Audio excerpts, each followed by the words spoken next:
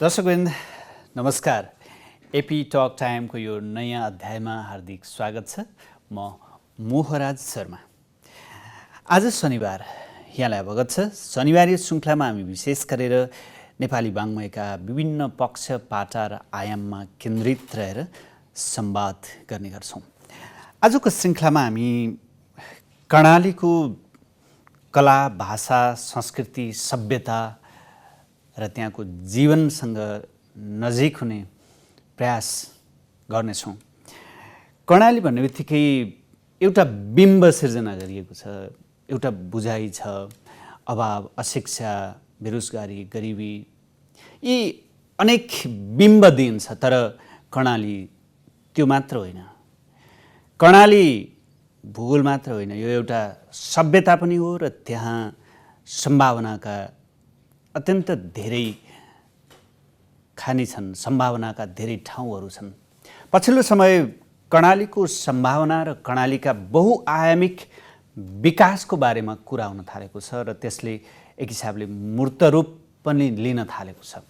आज हामी कर्णालीभित्रको कर्णाली, कर्णालीभित्रको उज्यालो कर्णाली, त्यहाँभित्रको सम्भावनाको कर्णाली के छ, यही विषयमा केन्द्रित रहेर संवाद गर्दैछौँ।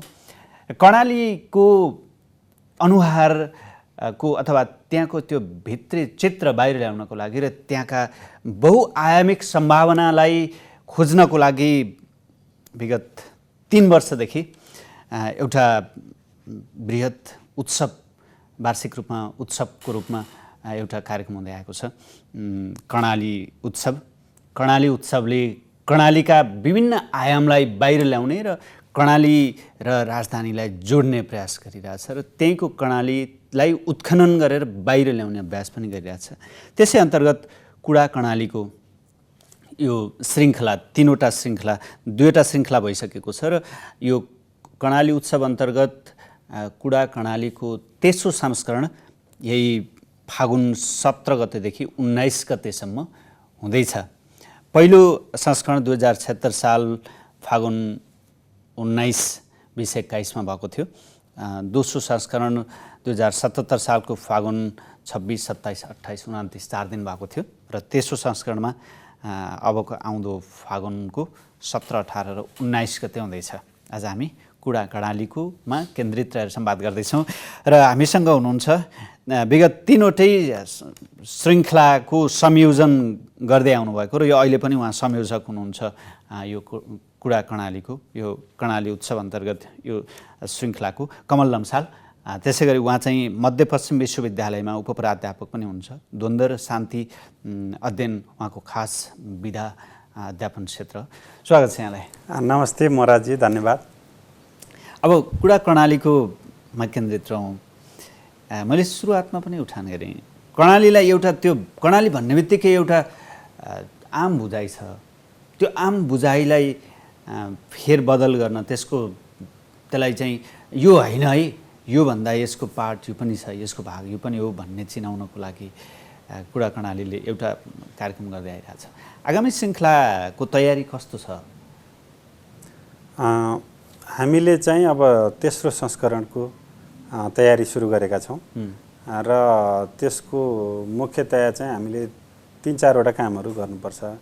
पहिलो कुरो आर्थिक जोको काम गर्नुपर्छ र हामीलाई यस कार्यक्रम सम्पन्न गर्नका लागि चाहिँ प्रत्यक्ष अप्रत्यक्ष रूपमा धेरै मान्छेले सहयोग गर्न तयार हुनुभएको छ। पहिलोदेखि तेस्रोसम्म आइपुग्दाखेरिमा हामी पनि तपाईँहरूसँग जोडिन्छौँ भन्नुभएको छ, त्यो राम्रो कुरा छ। दोस्रो कुरा चाहिँ हामीले वक्ता र शीर्षकहरू, विषयवस्तुहरू छनौट गर्नुपर्छ। त्यो असाध्यै जटिल विषय पनि हो।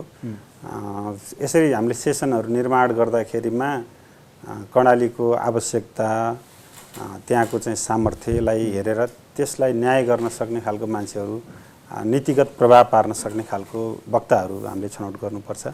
र अरू कार्यक्रमको तयारी, तेस्रो कुरा चाहिँ कार्यक्रमको तयारीको कुराहरू हुन्छ, जसमा चाहिँ अब होटल व्यवस्थापन, स्थान भेन्यू व्यवस्थापन लगायत अब वक्ता महानुभावहरूको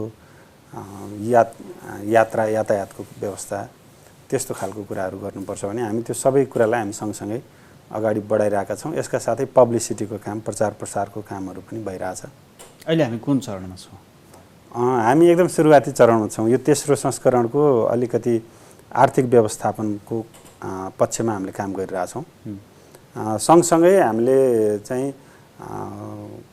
हाम्रा चाहिँ उत्सवका साथीहरू, शुभचिन्तकहरू सँग कुराकानी गर्दाखेरिमा सेसनहरूको पनि त्यो नाम जुरिरहेको हुन्छ। त्यसरी पनि हामीले काम गरिरहेछौँ। त्यो विगतका जुन तपाईँले अघिल्ला श्रृङ्खलाहरूमा चाहिँ सञ्चालन गर्नु ती सेसनहरू, त्यो दोहोरिने अथवा त्यो कसरी व्यवस्थापन गर्दै हुनुहुन्छ? त्यो कार्यक्रमहरू, त्यो भित्रका त्यो सेगमेन्टहरू हामीले चाहिँ दिनको थिम राख्छौँ। यो चाहिँ अलिकति संसारभरि नै यस्तो गरिने फेस्टिभलहरूमा अलिकति नयाँ अभ्यास हो जस्तो लाग्छ। नत्र सरसर्ती सत्रको नाम र त्यसमा चाहिँ छलफल भन्दा पनि हामीले दिनको थिम पनि दिउँ है। कम्तीमा दिनको शीर्षक भए पनि त्यो शीर्षक अनुसार चाहिँ हामीले छलफल गरौँ भन्ने छ। पहिलो दोस्रोमा पनि हामीले त्यसरी गरेका थियौँ। सुरुवातको संस्करणमा चाहिँ कर्णालीका बेला, कर्णाली कोट्याउँ र मान्ठ जुर्मुराउँदछन् भन्ने खालको दैनिक थिम राखेर त्यस अन्तर्गत सत्रहरू निर्माण गरेका थियौँ। त्यो चाहिँ असाध्यै महत्त्वपूर्ण कुराहरू हामीले किन गरेको भन्दाखेरिमा कर्णालीको बेला भनेर कुनै समय कर्णाली सबल समृद्ध थियो भन्ने खालको कुरालाई हामीले त्यो समयलाई इङ्गित गर्न खोजेको, अर्थात् कर्णालीको इतिहास विगतलाई कोट्याउनुपर्छ भनेर हामीले त्यो अन्तर्गत चाहिँ खसका खासखुस यस्तो खालको सत्रहरू निर्माण गरेका थियौँ। कर्णाली कोट्याउँभित्र चाहिँ हामीले त्यहाँको राजनीतिक, आर्थिक, सामाजिक विषयवस्तुहरूमा कुराकानी गऱ्यौँ भनेदेखि मान्ठ जुर्मुराउँदछन् भनेर अब कर्णालीकै मान्छेहरू चाहिँ जाग्नुपर्छ, कर्णालीलाई अगाडि बढाउन, कर्णालीको कथ्य बदल्न भन्ने हिसाबमा चाहिँ मान्ठ जुर्मुराउँदछन् भन्ने दिनको थिम राखेका थियौँ। त्यसै गरी दोस्रो सत्रमा पनि हामीले, दोस्रो संस्करणमा पनि दैनिक थिमहरू तयार गरेर अरू सत्रहरू निर्माण भयो। अब तेस्रोमा पनि हामीले त्यो दैनिक थिम चाहिँ तय गर्दैछौँ। यसपटक छलफलकै चरणमा छौँ हामी र दैनिक थिम के गरे भनेदेखि पहिला भएका भन्दा अलिक फरक तर छुटेका विषयहरूलाई पनि हामीले सम्बोधन गर्दै जानुपर्छ र केही हामीलाई चाहिँ सल्लाह सुझाव पनि आएको छ। जस्तो यो विषय उठाउनुपर्छ कर्णाली उत्सवमा भनेर, जस्तो शिक्षाको विषय उठाउनुपर्छ, विज्ञान प्रविधिको विषय उठाउनुपर्छ, कर्णालीको स्थानीय अथवा रैथाने सिप ज्ञानको कुराहरू उठाउनुपर्छ भन्नुभएको छ। अहिले यो पटक पनि हामीलाई त्यसरी सुझावहरू आएको छ भनेदेखि अब कर्णालीको आफ्नै जलस्रोत, अपार जलस्रोतको सम्भावना भएको क्षेत्र भएको हुनाले त्यो विषयमा पनि हामीले कुरा गरौँ कि भन्ने छ। र त्यहाँ पाइने यार्सा गुम्बा त्यस विषयमा कुरा गर्नुपर्छ। र एउटा महत्त्वपूर्ण हामीले छलफलमै रहेको कुरा चाहिँ मस्टो भनेर, जुन कर्णाली प्रदेशमा देवतालाई मान्ने अभ्यास छ र त्यसको पृथक अभ्यास छ, त्यो मस्टो अथवा चाहिँ धामी हैन, त्यसरी चाहिँ त्यो विषयमा पनि के हो त भनेर त्यो कुरा हामीले बाहिर ल्याउन प्रयास गर्नेछौँ। र त्यो छलफलकै चरणमा भए हुनाले हामीले दैनिक थिम तयार गरेर पहिलो दिनलाई हामीले शक्ति, दोस्रो दिनलाई चाहिँ हामीले ऊर्जा र तेस्रो दिनलाई हामीले लगानी भनेर त्यसरी सबै कुराहरू चाहिँ अब त्यो भित्र यो चाहिँ समेट्ने प्रयास गर्नेछौँ। अघिल्ला श्रृङ्खलामा छुटेका र महत्त्वपूर्ण विषय समेटिनेछ र पहिलाका श्रृङ्खलाभन्दा फरक र विशेष हुनेछ। निश्चय नै हामीले पहिलोभन्दा दोस्रो अलिक फरक, दोस्रोभन्दा तेस्रो अलिक फरक गर्ने प्रयास गर्नेछौँ। किन भन्दा त्यसले अलिकति चाहिँ भ्यालु एड पनि गर्दै जानुपर्छ भन्ने छ। हाम्रो उत्सव किन फरक त हैन, किन मान्छे फेरि त्यहाँ जाने पहिलोमा गइसक्यो अथवा दोस्रोमा गइसक्यो भने तेस्रोमा किन जाने भन्दा हामीले निश्चय नै अलिकति फरकपन चाहिँ ल्याउनुपर्छ भन्ने हो। हामीले पहिलो संस्करण सम्पन्न गर्दाखेरिमा एउटा कार्यक्रमको मोडालिटी तय गरेर त्यसलाई सम्पन्न गर्नतिर मात्रै लाग्यौँ। दोस्रोदेखि हामीले अलिकति भ्यालु एड गर्दै जानुपर्छ र त्यसको चाहिँ नीतिगत प्रभाव पनि देखिनुपर्छ है भन्ने हिसाबमा अलिकति तयारी थाल्यौँ। र पहिलोबाट दोस्रोमा आइपुग्दा हामीले त्यो सेसनको बिचबिचमा पैकेलो भन्ने एउटा नयाँ अवधारणा हामीले छिराएका छौँ। त्यो पैकेलो भनेको चाहिँ खस भाषामा हिरो हो, जसले चाहिँ साहसिक काम गर्छ अथवा अनुपम काम गर्छ, त्यसलाई पैकेलो भनिन्छ। त्यसमा पैकेलोमा चाहिँ हामीले कर्णालीमा जन्मेर कर्णालीलाई राष्ट्रिय रूपमा अथवा अन्तर्राष्ट्रिय रूपमा चिनाउन सक्ने अथवा प्रयास गर्नुभएको मान्छेहरूलाई त्यो पैकेलोमा ल्याएर उहाँहरूको स्टोरी सुनाउने, कथा सुनाउने खालको नयाँ अभ्यास त्यसमा थपेका थियौँ। भनेदेखि कर्णालीको बारेमा लेखिएको किताब थियो एउटा, कर्णाली पिपुल एन्ड प्लेसेस भनेर, त्यो फोटो किताब हो र त्यो फोटो किताब पनि हामीले विमोचनको कार्यक्रम त्यहाँ जोड्यौँ। र त्यसका साथै एकजना साइकल यात्री भास्कर बस्नेत भन्ने डोल्पाको हुनुहुन्छ, उहाँले साइकलमै यात्रा गर्दाखेरिमा विभिन्न ठाउँमा खिच्नुभएको तस्बिरहरूको प्रदर्शनी पनि थियो। त्यसले गर्दाखेरिमा अलिकति पहिलोभन्दा दोस्रो थोरै फरक हुन गएको थियो। अब हामीले दोस्रोबाट तेस्रोमा अलिकति केही फरक पनि दिनुपर्छ है भनेर तयारी गरिरहेछौँ। त्यसमा चाहिँ अब केही कर्णालीको चिनोहरू हुनसक्ला होइन, यहाँबाट जाने पाहुनाहरूले त्यहाँ किन्न सक्ने खालको व्यवस्था त्यस्तो खालको हुनसक्ला, उहाँहरूलाई केही चिनो दिएर पठाउनु पायो भने भन्ने छ। अनि अलिकति पुस्तकको स्टलहरू पनि राख्यो भने र यहाँबाट जाने साहित्यकारहरू अथवा चाहिँ विद्वानहरूसँग त्यहाँको मान्छेको स्थानीयहरूले पनि अथवा चाहिँ सहभागीहरूले पनि थोरै कुराकानी गर्न पाउने खालको एउटा कुनै कुनो निर्माण गरेर त्यसरी पनि गर्न सकिन्छ भन्ने। अघिल्ला दुईवटा श्रृङ्खला एक हिसाबले सरस्वती बाहिरबाट हेर्दा सहभागिता अनि त्यहाँ त्यो भनौँ न सहभागीदेखि त्यो सेसनमा रहने आतिथ्यता अतिथिको रूपमा उभ्याइएका व्यक्तिहरूको उपस्थिति राम्रै देखिन्थ्यो। यसको प्रभावकारिता अथवा उपलब्धि दुईवटा सिरिजले हामीले गरेपछि हामीले ठ्याक्कै यो भयो भन्ने कुरा के छ? तपाईँ चाहिँ प्रदेश सरकारसँग स्थानीय सरकारसँग नजिक हुनुहुन्छ, उनीहरूसँगकै समन्वयमा काम भयो, नीतिगत रूपमा त्यस्ता भएका कुनै फेरबदल अथवा उपलब्धिहरू छन्? यसलाई चाहिँ हामीले दुई तरिकाले हेर्नुपर्छ भन्ने लाग्छ। पहिलो कुरा चाहिँ हामीले सङ्घीयताको अभ्यास सँगसँगै पनि हामीले यो अभ्यास सुरु गरेका छौँ र त्यसले क्षेत्रीयता अथवा स्थानीयता जस्तो विषयहरूलाई प्राथमिकताका साथ उठाउन सकिन्छ भन्ने कुरा हो। र कर्णाली उत्सवको रूपमा हैन, एउटा चाहिँ विचार उत्सवको रूपमा कर्णालीबाट सुरु हुने र त्यो चाहिँ त्यसले निरन्तरता पाउने कुरा नै हामीले एउटा त्यसको सफलता ठानेका छौँ। अर्कोतिरबाट हेर्दाखेरिमा चाहिँ यो विचारको उत्सव भएको हुनाले विचारको तुरुन्तै प्रभाव चाहिँ देखिँदैन, तर केही प्रभावहरू नीतिगत प्रभाव र केही चाहिँ सामाजिक रूपमा त्यसले अलि लामो समय लिएर एउटा परिवर्तन चाहिँ देखाउन सक्छ। हामीले त्यसका लागि चाहिँ दोस्रो संस्करणमा भएका प्राप्त उपलब्धिहरूलाई, त्यहाँ भएका छलफलहरूलाई ठोस ढङ्गले एउटा पुस्तकको रूपमा पनि प्रकाशन गर्दैछौँ र त्यो तेस्रो संस्करणमा जाने सहभागीहरूले त्यहाँ प्राप्त गर्नुहुनेछ। त्यसमा हामीले त्यहाँबाट आएका कुराहरूको निचोड अथवा चाहिँ सुझाव, नीतिगत सार संक्षेपहरू राखेर त्यो विभिन्न ठाउँमा चाहिँ त्यो कार्यान्वयन गर्ने निकायहरूमा पुर्याउनेछौँ।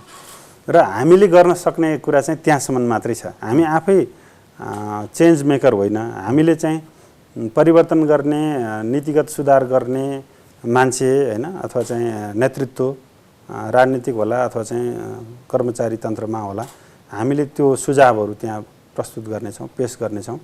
र केही प्रभावहरू चाहिँ देखिएको छ, जस्तो यही नै कुरा उठिसकेपछि हामीले अलिकति नीतिगत प्रभावहरू पनि अध्ययन गर्नुपर्छ है भनेर दोस्रो पटकमा हामीले त्यो गर्दाखेरिमा केही कुरा पहिलोको पनि प्रभावहरू देखिन्छ। जस्तो कर्णाली प्रदेश सरकारको नीतिहरूमा हामीले उठाएको विषयहरू प्रतिबिम्बित भएको छ। जस्तो खस भाषामा लेखिएको एउटा शब्दकोश छ। पहिलो संस्करणमा सहभागी हुनुभएको थियो रमानन्द आचार्य भन्ने, र उहाँले खसिया आखर भन्ने किताब लेख्नु भएको छ भनेको शब्दकोश, खस भाषाको शब्दकोश हो। र त्यो प्रकाशनका लागि कर्णाली प्रदेश सरकारले, त्यहाँको सामाजिक विकास मन्त्रालयले त्यसलाई बजेटमै ल्याएर अगाडि बढाएको छ भने राउटेको सेसन पनि हामीले राखेका थियौँ। राउटे लोपन्मुख जाति पनि हो र घुमन्ते जाति हो, त्यो कर्णालीमा मात्रै पाइन्छ। र कर्णालीको हामीले 10 जिल्ला छ कर्णाली प्रदेशमा। पहिलो सत्रमा चाहिँ हामीले पहिलो संस्करणमा राउटेको सेसनलाई हामीले कर्णालीको 11औं जिल्ला भनेर नाम दिएर त्यसरी राउटेको विषयमा छलफल गरेका थियौँ र राउटेका मुखिया सम्भवतः यस्तो खालको सार्वजनिक कार्यक्रममा पहिलोपटक आएर उहाँले आफ्नो कुराहरू राख्नुभयो। त्यो आफैमा पनि एउटा उपलब्धि हो भन्ने लाग्छ र प्रदेश सरकारले पनि राउटेका विषयमा अरू नीतिगत कार्यक्रमहरू अगाडि बढाइरहेको छ। त्यसको अलावा चाहिँ दोस्रो संस्करणमा हेर्दाखेरिमा हामीले छाउ र भाउ भनेर महिला र बालबालिकाको विषयलाई उठाउनुपर्छ भनेर उठाएका थियौँ र अहिले आन्तरिक मन्त्रालयले कर्णाली प्रदेश सरकारको आन्तरिक मन्त्रालयले छाउ र भाउ शीर्षकमा नै बजेट विनियोजन गरेको छ। यस्तै थुप्रै स्थानीय तहहरूले त्यस्तो खालको चाहिँ कामहरू अगाडि बढाएको छ। पहिलो संस्करणमै हामीले डिजिटल कर्णाली भन्ने एउटा सेसन राखेका थियौँ जुन चाहिँ कर्णाली प्रदेश सरकारले नीतिगत रूपमा निर्णय गरेर कर्णाली प्रदेशलाई डिजिटल बनाउनुपर्छ, त्यसतर्फ अगाडि बढाउनुपर्छ भन्ने कुरा भएको थियो तर काम केही पनि हुन सकेको थिएन। हामीले त्यो सत्र राखिसकेपछि त्यहाँ उठेको विषयवस्तुले कतातिर लैजान सक्छ त, डिजिटल प्रदेश भन्दै गर्दा चाहिँ त्यसको महत्त्वपूर्ण तत्त्वहरू के हो, पूर्वाधार के हुन सक्छ भन्ने कुराहरू छलफल भएको थियो र त्यसलाई त्यहाँको मन्त्रालयले डिजिटल बनाउने मन्त्रालय आन्तरिक मन्त्रालयले नै हेर्छ र त्यहाँबाट पनि त्यसको कार्यक्रमहरू सुरु भएको छ। दोस्रोमा हामीले प्राङ्गारिक प्रयास भनेर त्यो पनि प्रदेश सरकारको निर्णय थियो अर्गानिक कर्णाली बनाउने भनेर र प्राङ्गारिक प्रयासहरू के भएको छ र के हुनुपर्छ भन्ने खालको विषयमा छलफल भएको थियो। त्यसले चाहिँ हामीलाई नीतिगत रूपमा निर्णय लिनलाई धेरै सजिलो भयो भन्नुभएको छ। त्यहाँ जस केही न केही कतै न कतै प्रभाव देखिँदो छ।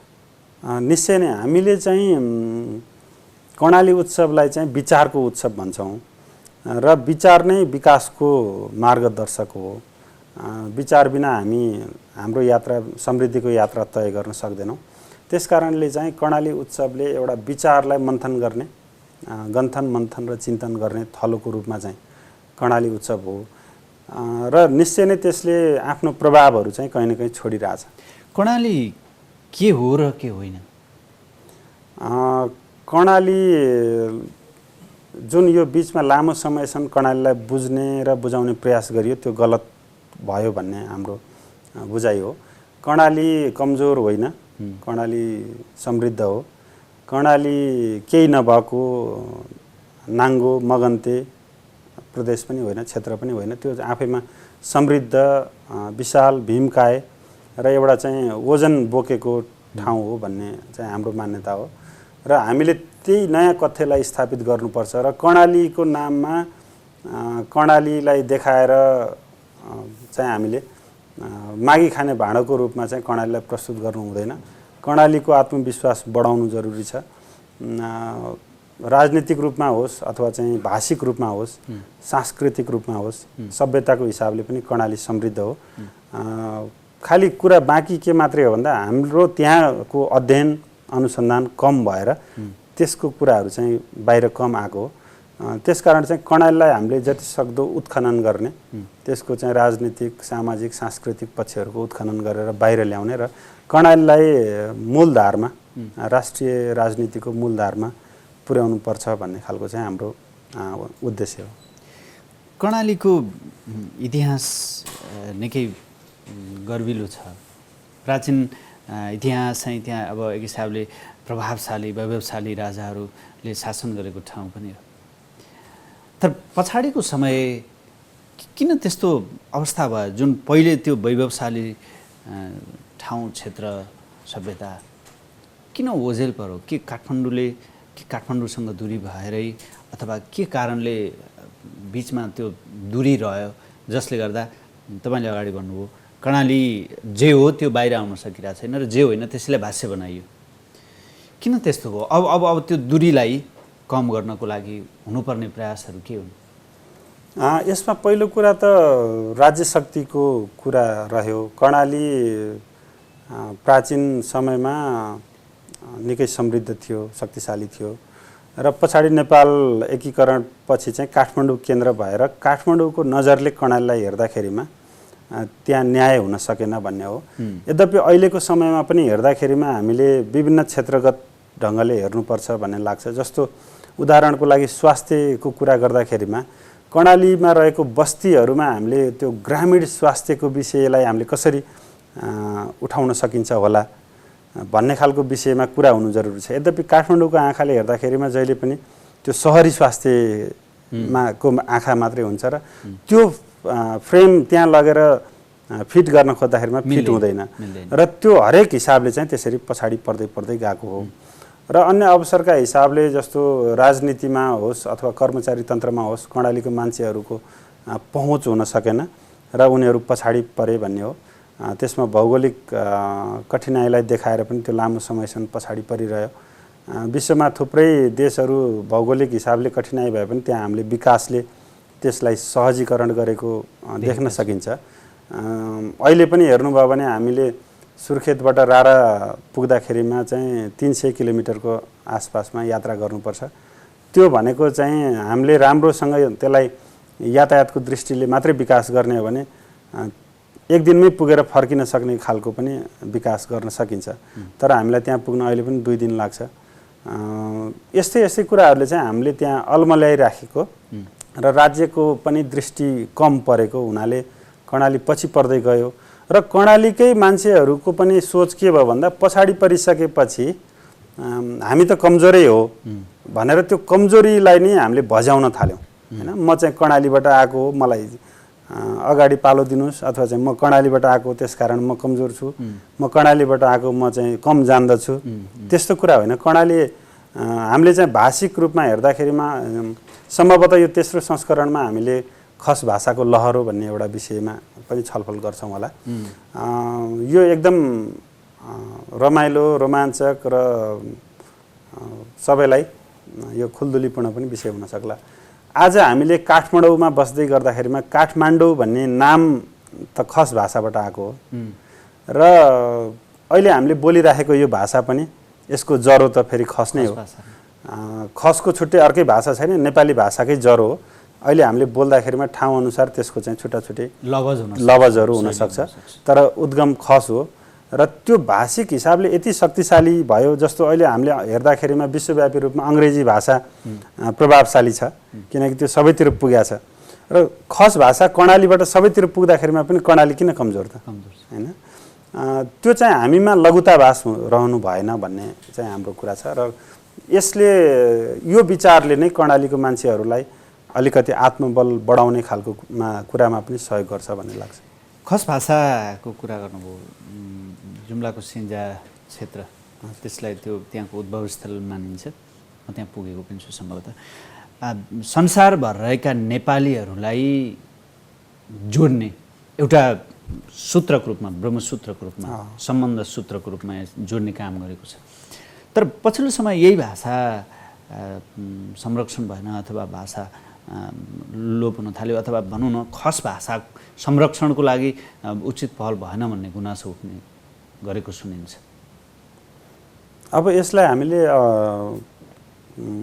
दुई तरिकाले हेर्नुपर्छ भन्ने लाग्छ। एउटा चाहिँ खस भाषालाई नै जे हो त्यो त्यस्तै रूपमा राख्ने एउटा कुरा होला, तर भाषाविदहरूले चाहिँ भाषाको पनि विकास हैन अथवा चाहिँ उद्विकासमा हेर्दाखेरिमा भाषा जन्मिने मर्ने शब्दहरू पनि बन्ने हैन, भत्किने, विनिर्माण हुने, नयाँ शब्द बन्ने खालको कुरा हुन्छ। त्यसकारण चाहिँ हामीले त्यसको उन्नत परिष्कृत रूपलाई पनि आत्मसात गर्दै जानुपर्छ भन्ने खालको पनि एउटा मान्यता छ। र आज हामीले यो बोल्दै गरेको यो पनि खस भाषा हो, तर हामीले नेपाली भाषा भन्दै गर्दा यसको उद्गम खस हो भनेदेखि हामीले यसलाई खस भाषैको रूपमा विकास गर्न सक्छौँ। त्यसलाई चाहिँ यो खस भाषा हो भनेर पनि भन्न सक्छौँ कि भन्ने खालको यो भाषाविदहरूले यसमा अलिकति चासो चिन्ता देखाइदिनु पर्यो भन्ने लाग्छ। र निश्चय नै भाषा नै त्यो माध्यम हो जसले चाहिँ हामीलाई जोडेको छ, समग्र नेपाललाई जोडेको छ, विश्वभर रहेका नेपालीहरूलाई, विश्वभर रहेका नेपालीहरूलाई जोडेको छ।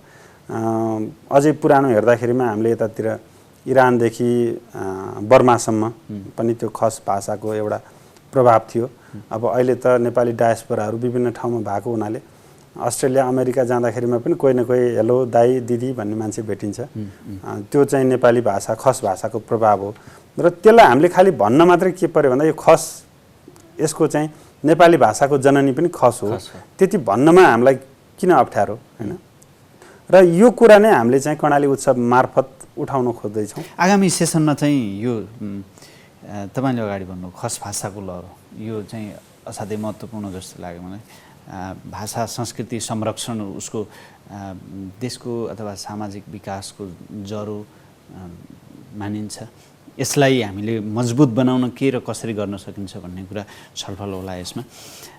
अन्य अझै महत्त्वपूर्ण दर्शकहरूलाई अथवा उनीहरूलाई जानकारी गराउनको लागि कुनै अरू त्यस्तो केही छ? हाम्रो सबै सत्रहरू छलफलकै चरणमा भएको हुनाले एउटा चाहिँ हामीले मस्टो भनेर त्यो सत्र निर्माण गर्दैछौँ। मस्टो पनि कर्णालीको विशेषता हो र देवताको त्यहाँ मान्ने प्रथा परम्पराको चाहिँ एउटा नवीन रूप पनि हुनसक्छ र त्यो बाहिरको मान्छेलाई त्यो एकदम रमाइलो विषय हुनसक्छ, सुन्न लायक विषय हुनसक्छ। अर्को चाहिँ एउटा खलङ्गा भन्ने सत्र हामीले निर्माण गरेका छौँ। खलङ्गा र खलङ्गा चाहिँ कर्णाली प्रदेश र विशेष गरेर पुरानो मध्यपश्चिम क्षेत्रमा धेरै जिल्लाको सदरमुकाम खलङ्गा हो र त्यो खलङ्गा चाहिँ अलिकति पूर्वतिर हेर्दाखेरिमा कोट हो हैन र कर्णालीमा चाहिँ खलङ्गा। त्यो खलङ्गा आफैमा एउटा यस्तो बिम्ब छ जसले त्यहाँको राजनीतिक अथवा चाहिँ आर्थिक त्यो शक्तिको रूपमा चाहिँ रहेको छ र राजनीतिक केन्द्रको रूपमा खलङ्गा र आजको कर्णालीलाई बुझ्दै गर्दाखेरिमा हिजोको कर्णालीलाई हामीले खलङ्गाले प्रतिबिम्बित गरोस् भनेर त्यसमा राजनीतिक र आर्थिक अथवा सुरक्षा र सामरिक विषयहरू त्यसमा छलफल गरौँ भन्ने हिसाबमा हामीले त्यो सेसन निर्माण गर्दैछौँ। अर्को विषय चाहिँ कनेक्टिङ कर्णाली हुनसक्ला अथवा चाहिँ कर्णालीलाई बाहिरसँग कसरी जोड्ने र कर्णाली भित्रैका जिल्लाहरूलाई हामीले कसरी जोड्न सकिन्छ त्यो चाहिँ स्थलगत मार्ग अथवा चाहिँ हवाई मार्गहरूको विकासको विषय हुनसक्ला। अब अहिले रमाइलो विषय चाहिँ कर्णाली प्रदेशका मुख्यमन्त्री जीवनबहादुर शाही पनि पाइलट हुनुहुन्छ र कर्णालीको भूगोल हेर्दाखेरिमा धेरै जिल्लामा हवाई यातायातलाई कसरी सहज बनाउन सकिन्छ भन्ने खालको विषय पनि त्यसमा उठाउनु पर्छ कि भनेर हामीले छलफल गर्दैछौँ। र अरू केन्द्रसँग विशेष गरेर काठमाडौँसँग र देशका अन्य जिल्लासँग कर्णालीलाई कसरी जोड्ने र कर्णालीभित्रै कसरी त्यो करिडोरहरू बनाउन सकिन्छ भनेर हामीले कनेक्टिङ कर्णाली अथवा कर्णाली करिडोर भन्ने शीर्षकमा त्यो विषयमा छलफल गर्छौँ होला। यस्तै ऊर्जाको विषय छ, जलस्रोतको, यार्सा गुम्बाको विषय छ, त्यहाँको विज्ञान प्रविधिको कुरा छ, रैथाने सिपको कुरा छ र यी सबैलाई हामीले चाहिँ अब सिलसिलेवार ढङ्गले पहिला छुटेको र त्यसलाई कसरी आकर्षक बनाउन सकिन्छ, कसरी वक्ताहरू खोज्न सकिन्छ र त्यो विषयलाई न्याय गर्ने खालको वक्ताहरू हुनु पर्यो र त्यसबाट चाहिँ केही नीतिगत खुराकहरू पनि निक्लिनु पर्यो भन्ने हिसाबमा यसमा हामी असाध्यै सचेत भएर लागिरहेछौँ। अब मोफसलको कुरा गर्दा जस्तै काठमाडौँलाई केन्द्र मानेर बाहिरलाई मोफसल मानिन्छ, त्यस्तै तपाईँहरू नै केन्द्रीकृत भए जस्तो लाग्दैन? जस्तै पहिलो र दोस्रो श्रृङ्खला कर्णालीको सदरमुकाम अथवा केन्द्र सुर्खेतमा गर्नुभयो, फेरि त्यसो पनि त्यही त्यसको अन्य ठाउँ अथवा कर्णालीका अरू धेरै ठाउँमा पनि त गर्न सकिन्थ्यो होला नि। एकदम राम्रो विषय उठाउनु भयो जसमा यसमा चाहिँ हामीलाई यो र अर्को पनि विषय छ। हामीले पहिलो संस्करणदेखि नै यो कुरामा सचेत छौँ। जस्तो एउटा चाहिँ स्थानको विषयमा जस्तो सुर्खेतमा गर्दाखेरिमा सुर्खेतले कर्णालीको धेरै भूगोललाई समेट्न सक्दैन, त्यहाँको चाहिँ जुन एउटा इसेन्स हो, तस्बिर हो, त्यसलाई चाहिँ झल्काउन सक्दैन कि भन्ने छ। यद्यपि अब राजधानी प्रदेश राजधानी भइसकेपछिको सुर्खेतमा कर्णालीका सबै जिल्लाबाट त्यहाँ आउनुहुन्छ मान्छेहरू र हामीले गरेका कुराहरू उहाँहरूले सुन्नुहुन्छ र उहाँहरू आफ्नो ठाउँमा पुर्याउनुहुन्छ भन्ने एउटा हाम्रो चाहिँ मान्यता रह्यो र केही लिमिटेसनहरू हामीसँग रहे, सीमाहरू छ। यद्यपि हामीले यसलाई कसरी गर्न खोजेको भन्दा प्रत्येक सेसनमा कर्णालीको सहभागिता चाहिँ देखियोस्, कर्णालीको अनुहार झल्कियोस् र कर्णालीलाई चिन्ने र चिनाउने, बुझ्ने र बुझाउने अभियान पनि भएको हुनाले त्यो सँगसँगै फेरि बाहिरको मान्छे पनि हामीसँग चाहिन्छ। कतिपयले हामीलाई चाहिँ कर्णालीकै मात्रै वक्ताहरू पनि हुनुपर्छ पनि भन्नुभयो। यद्यपि हामीले त्यहाँ त सधैँ कुरा गर्छौँ, तर त्यो कुरा अरूले पनि सुनिदिनुपर्छ, बुझिदिनुपर्छ, मनन गरिदिनुपर्छ भन्ने हिसाबमा चाहिँ हामीले आफ्नै त्यो डिस्क्लेमर हैन को रूपमा चाहिँ केही विषयहरू राखेका छौँ। जस्तो समावेशिताको हिसाबले पनि हरेक सत्रहरू चाहिँ सकेसम्म समावेशी हुनु पर्यो। त्यसमा अनुहारको हिसाबले पनि समावेशी हुनु पर्यो, जातीय, लैङ्गिक, भाषिक अन्य हिसाबले पनि समावेशी हुनु पर्यो भन्ने विषय छ।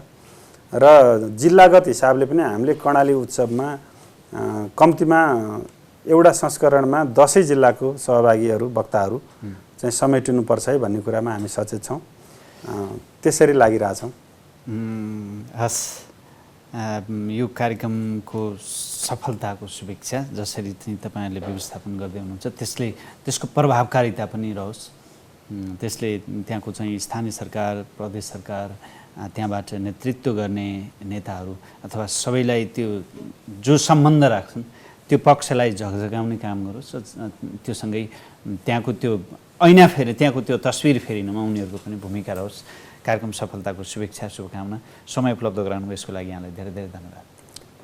यहाँलाई पनि धन्यवाद। AP1 टेलिभिजनमा आएर कर्णाली उत्सवको विषयमा केही कुरा राख्ने मौका दिनुभयो र म के अनुरोध गर्न चाहन्छु भन्दा यहाँबाट कर्णाली उत्सव चाहिँ यो हामी सबैको उत्सव हो। यो चाहिँ कर्णाली उत्सव आयोजक समिति, रीति फाउन्डेसन अथवा चाहिँ उत्सव आयोजक समितिको मात्रै विषय होइन, यो हाम्रो साझा विषय हो र यसमा स्वयंसेवी ढङ्गले सबैजना स्वतस्फूर्त ढङ्गले चाहिँ आबद्ध हुन सक्नुहुन्छ। हामीलाई प्रत्यक्ष अप्रत्यक्ष सहयोग गर्न सक्नुहुन्छ। यसका बारेमा लेखेर हैन बोलेर पनि हामीलाई सहयोग हुनसक्छ। र तेस्रो संस्करणमा जुन फागुनको 17, 18, 19 गते सुर्खेतको बुलबुले उद्यानमा हुँदैछ, म चाहिँ यहाँहरूको स्वतस्फूर्त सहभागिताको लागि हार्दिक अनुरोध गर्न चाहन्छु। धन्यवाद। हस्, धन्यवाद। दर्शकवृन्द, आज हामीसँग हुनुहुन्थ्यो कमल लम्साल। कर्णाली उत्सव कुडा कर्णालीको जुन चाहिँ फागुन 17, 18, 19 गति सुर्खेतमा हुँदैछ त्यो कार्यक्रमको संयोजक हुनुहुन्छ उहाँसँगको यो संवादसँगै आजको लागि AP टक टाइमको समय सकिएको छ। AP1 हेर्दै गर्नुहोला। नमस्कार।